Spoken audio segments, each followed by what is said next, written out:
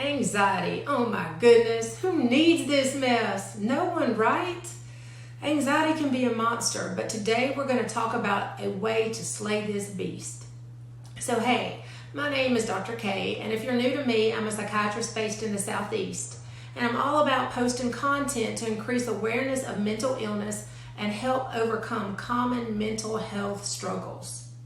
And today, we're going to lay out yet another strategy for conquering that monster, anxiety. First of all, I'm going to let you in on a little secret. You ain't the only one wrestling with anxiety. Anxiety is pervasive. In fact, I personally don't know a single person who's never experienced anxiety in some form or fashion. However, anxiety can be debilitating if we allow it to dictate our behavior. And we can't let anxiety keep us from doing what we know we need to do. So let's get about tackling it. Now, in one of my previous talks, we defined anxiety as a feeling of dread or worry in the face of a threat that has not or may never happen. However, the definition I personally like to use for myself when I'm working through anxiety is this. Anxiety is unresolved conflict. Say what? I said anxiety is unresolved conflict. And what I mean is this. On the inside of my mind, my soul, my psyche, I'm wrestling with a situation that has at least two sides. I've got an internal conflict going on. I've got myself a dilemma. And the reason that I'm feeling anxious is that I haven't come up with any workable solutions for resolving the conflict. I have no idea how I'm going to work through this dilemma. Now, a lot of times people are walking around and they just feel nervous. They don't even know why. They just feel bad, jittery, irritable. Their chest or neck is tight. They can't even sleep good. Well, you know what? They might just need to take a minute, dig around on the inside of their minds a bit, and figure out what in the world is making them anxious. Sit down and define the conflict. What on the inside of me is wrestling? Okay, I got a case in point. You are at work and you are on the verge of panic. You feel your heart racing, your breathing is rapid and shallow, and your neck is tense. You feel stressed to the max. All right, let's define the conflict. On one side, you've got a report to hammer out. You've made some pretty solid progress and you're about halfway done. And what's the other side of the dilemma that's creating the conflict?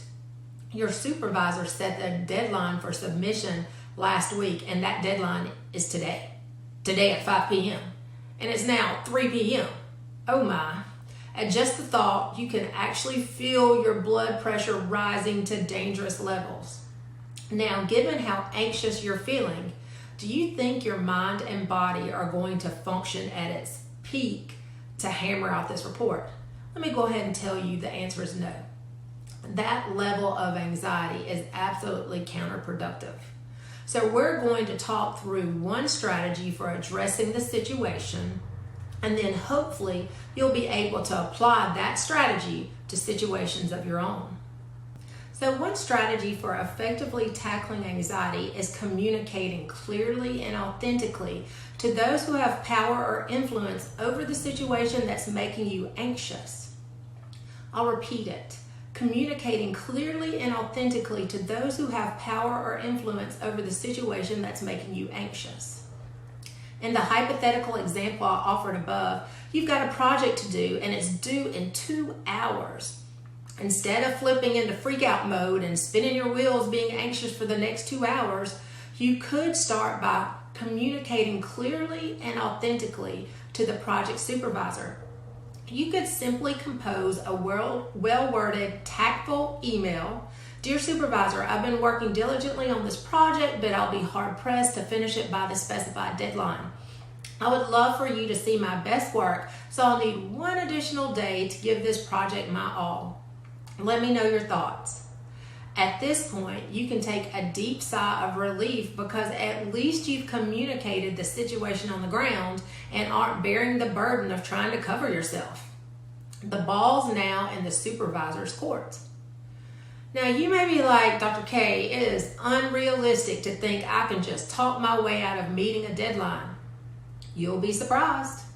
In my experience, communicating your needs to the powers that be can get you what you need and lower your anxiety levels, especially if you phrase it in a way that shows it's in their best interest to give you what you need. All right, that's the end of the session for today. I hope this content has helped you understand that clear and authentic communication to the powers that be may serve as a way to lower your own levels of anxiety. Now, please do remember that the suggestions I offer here are not meant to be a substitute for advice from your own provider. So talk to your provider before implementing any of the tips that I mentioned here. And if you don't have someone helping you with your mental health needs, then consider reaching out to a mental health provider in your area. Folks, let's make it our business to understand mental illness and those who struggle against mental illness. I'm Dr. K, and this has been Mental Health Plain Speak. And remember, be kind, for everyone you meet is fighting a hard battle.